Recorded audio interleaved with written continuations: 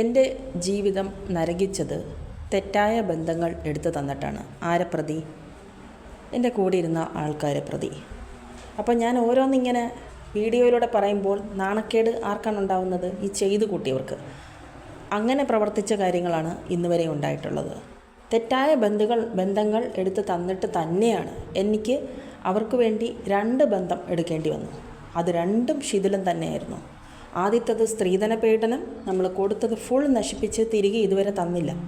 തരാതെ പിരിഞ്ഞു. വീണ്ടും നമ്മൾ അതിനായിട്ട് ഇറങ്ങുന്നു.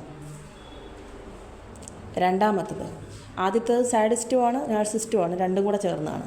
ഇത് നാർസിസ്റ്റാണ്, കുടുംബം ഫുൾ. ഈ രണ്ടാമത്തെ എക്സ് അവൻ്റെ പരിപാടി എന്ന് പറയുന്നത് പതുങ്ങി ഇരുന്നുകൊണ്ട് പ്രവർത്തിക്കുക.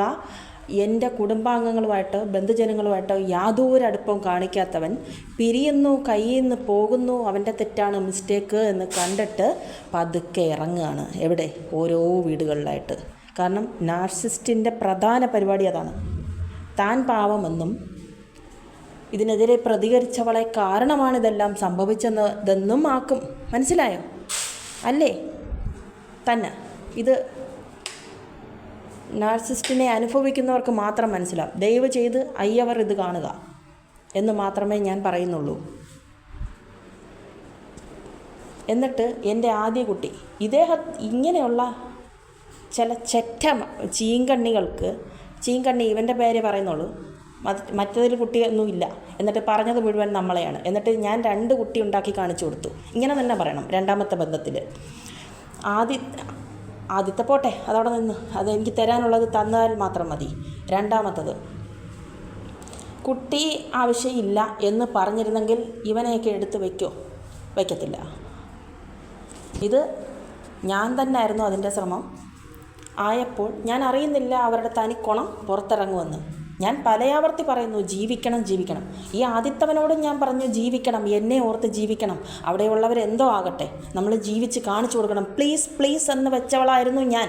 അതുകൊണ്ട് ആദിത്യവനും പിരിയാൻ നിന്നില്ല. ഇത് കേൾക്കണം. ഏതവനായാലും, ഏത് ഹൈ പവറിലിരിക്കുന്നവനായാലും ഇത് കേൾക്കണം. പിരിയാൻ നിന്നില്ല. ഞാൻ 2 കെട്ടി, അതും അവനും 2 കെട്ടി. ഇനി എന്ത് പരുവത്തിലാണ് അത് കിടക്കുന്നതെന്ന് എനിക്കറിയത്തില്ല. എന്നിട്ടും എന്നെ തേടിയിരുന്നു. എന്തുകൊണ്ട്? എനിക്ക് കുറവുണ്ടായിട്ടാണോ? അല്ല, എന്നെ ആവശ്യമുണ്ട്. ഞാൻ നല്ലവളായതുകൊണ്ട്. രണ്ടാമത്തേത്, ഇവനും ഒരുപാട് ഇന്ന് വരെയും ശ്രമിക്കുന്നു. അതുകൊണ്ടാണ് ആ എന്തരില്ലാത്ത പെങ്ങളെ കൊണ്ട് ഇന്നലെ അതായത് ഫെബ്രുവരിക്ക് ശേഷം വിളിയില്ല, ഞാൻ നിർത്തിച്ചതാണ്. ഇതൊക്കെ പോയിട്ട് ഞാൻ ഒറ്റപ്പെട്ടിട്ട് 4 വർഷം. നിങ്ങൾ കാൽക്കുലേറ്റ് ചെയ്യുക. 4 വർഷം. എൻ്റെ കുട്ടിയുടെ പ്രായത്തിൽ നിന്ന് കുറച്ചെടുക്കാം. അന്നൊക്കെ ഇച്ചിരി ഒന്ന് വിളിച്ച് നേടാൻ പറ്റുമോ എന്ന് അവൾ നോക്കി. അവിടെ ചെല്ലുമ്പോൾ ജീവിക്കാൻ സമ്മതിക്കത്തില്ല. എന്നിട്ട് ആദ്യത്തെ കുട്ടി അവർക്ക് ആവശ്യമില്ല. വർണ്ണവിവേചനം പ്ലസ് എല്ലാം. ആ കുട്ടിയുടെ അവകാശം മുഴുവൻ ആ കന്യാസ്ത്രീ എടുത്തുകൊണ്ട് പോയി. അറിയാമോ? അത്ര കൊലയാളിയാണ്. എന്തിനാണ് അവർ ആ പട്ടവും സ്വീകരിച്ച് അവിടെ ഇരിക്കുന്നത്? ഒരു കാര്യമില്ലെന്ന് പറഞ്ഞാൽ ഒരു കാര്യമില്ല. ഒരുപാട് പേരിൻ്റെ അടുത്ത് കുറ്റം പറഞ്ഞു തന്നിട്ടുണ്ട്. ഒരുപാട് പേര്. നിങ്ങൾക്കറിയാവോ അത്? എന്നിട്ട് ആദ്യത്തെ കുട്ടിയുടെ അച്ഛൻ ആയിട്ട് നിങ്ങൾ ഇത് ചെയ്യണം. എൻ്റെ വീട്ടുകാരെയും കാണിക്കണം. അവരെ കാണിക്കണമെന്നല്ല, ജീവിച്ച് കാണിക്കണമെന്ന് പറഞ്ഞ സ്ത്രീ. ഇതെല്ലാം ആഗ്രഹം ഉണ്ടായിരുന്ന ആളാണ്. കാരണം എൻ്റെ വീട്ടുകാരെ പ്രതി അവരുടെ ജീവിതങ്ങളും കണ്ട് അവരുടെ മക്കളെയൊക്കെ കണ്ട് സന്തോഷിച്ചുല്ലസിച്ചിരുന്നതിൻ്റെ ശിക്ഷയാണ് എനിക്കിത്. മനസ്സിലായോ? എനിക്കൊരു ജീവിതം വന്നപ്പോൾ കുട്ടി ഉണ്ടാകുമ്പോൾ എല്ലാത്തിനും അസൂയ.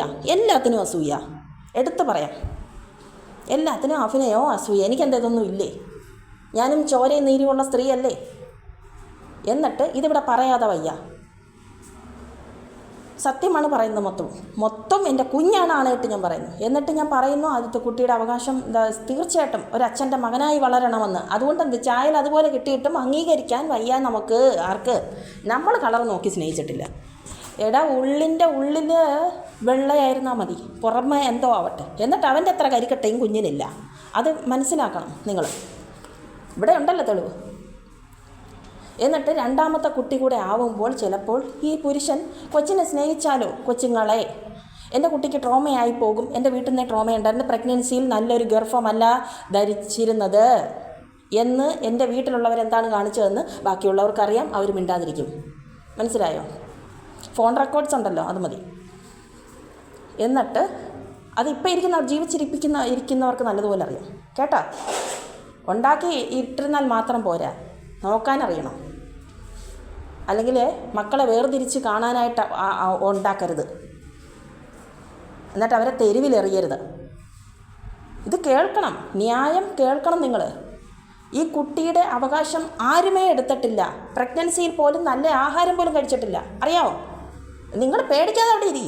ഇത് ദൈവത്തോട് ഞാൻ പറയുന്നതാണ്. നിങ്ങൾക്ക് ദൈവം തരും എല്ലാത്തിനും. നിങ്ങൾ സ്വയം ജീവിത തലതല്ലിച്ചാകണ്ട, ദൈവം തന്നോളും. എന്നിട്ട് എന്താ ചെയ്തതെന്ന് വെച്ചാൽ, ഞാൻ ആരാണ്ട പറഞ്ഞ ഫുഡൊക്കെ എങ്ങനെയെങ്കിലുമൊക്കെ തട്ടിക്കൂട്ടി കഴിച്ച്, ഇവനൊരാണല്ലേ, ഇവനെന്തുകൊണ്ട് പറ്റിയില്ല? ഇവൻ ചെന്ന് നിന്ന് വർത്താനം പറഞ്ഞ കുടുംബക്കാർ വരെ എന്നെ വിളിച്ച് പറഞ്ഞു ഞാൻ അങ്ങ് നടക്കുകയാണ്.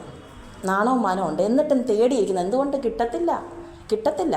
സൈഡ് പരിപാടികളൊക്കെ കാണും. പക്ഷേ ഇത് ഇങ്ങനെയുള്ളൊരു ജെനുവിൻ ലേഡിയെ നഷ്ടപ്പെടുത്തിയത് അവർക്ക് വലിയൊരു മൂഞ്ചി അനുഭവമായി. അറിയോ? ഇന്ന് വരെയും തേടിയിരിക്കുന്നു. കാത്തിരിക്കുക.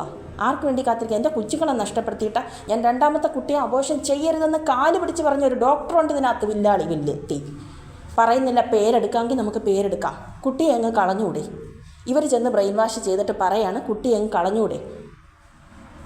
എന്തിനാ? പൈസ ഉള്ള കാലത്ത് പോലെ. അപ്പോൾ ഡോക്ടർ ഉണ്ടാക്കിയത് അങ്ങനെയായിരുന്നോ? അല്ല, ഉള്ളത് ഞാൻ ചോദിക്കുകയാണ്.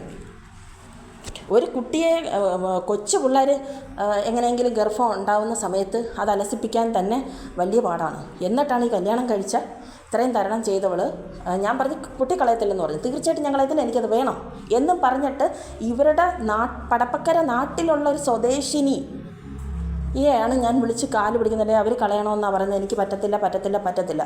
ആ സ്ത്രീ വരെ അവിടെയും ഉണ്ട് നല്ലവർ കേട്ടോ. ആ സ്ത്രീ വരെ പറയുന്ന അയ്യോ എന്ത് ചെയ്യുവടി ഇങ്ങനെ ആയാ, നിനക്കൊരു ജീവിതം, നീ ഇങ്ങനെ പോകേണ്ടവളല്ലല്ലോ, എന്തിന് ഈ തെറ്റായ 2 ബന്ധം അവരെടുത്തു തന്നു. ആ പെണ്ണ് വരെ പറയുന്നു. എന്നിട്ട് ആ സ്ത്രീ പറയുകയാണ് ഈ കുഞ്ഞിനെ അത്രയ്ക്ക് നിനക്ക് ഇഷ്ടമായോ, കുഞ്ഞെന്തായാലും ഹെൽത്തായിട്ട് വരുത്താൻ നോക്കുക, അങ്ങനെയാണ് ഇങ്ങനെയാണെന്ന് അവൾ പറഞ്ഞു തന്നു. അവസാന നിമിഷം എൻ്റെ കയ്യിൽ നിന്ന് പോകാൻ വേണ്ടിയുള്ള മരുന്നുകളും അത്രയും തന്നിട്ട് ഡോക്ടർ കൂടെ എന്നെ കെയർ ചെയ്യത്തില്ലായിരുന്നു രണ്ടാമത്തെ ഗർഭം. എന്നിട്ട് ഈ പൊടി കുഞ്ഞുമായിട്ടാണ് ഞാനത് തരണം ചെയ്തത്. ഇദ്ദേഹത്തോടെ എൻ്റെ ഒപ്പം നിൽക്കാനാണ് പറഞ്ഞത്, ഒന്നും ചെയ്യാതെ. വിവാഹ ജീവിതം അത്രമേൽ 101% ആഗ്രഹിച്ച ഒരാൾ തന്നെയാണ് ഞാൻ, അറിയാം. എന്നിട്ട് കളയരുത്, കൊച്ചിനെ കളയരുത്. അപ്പോൾ എൻ്റെ കയ്യിൽ നിന്ന് അങ്ങ് പോയി.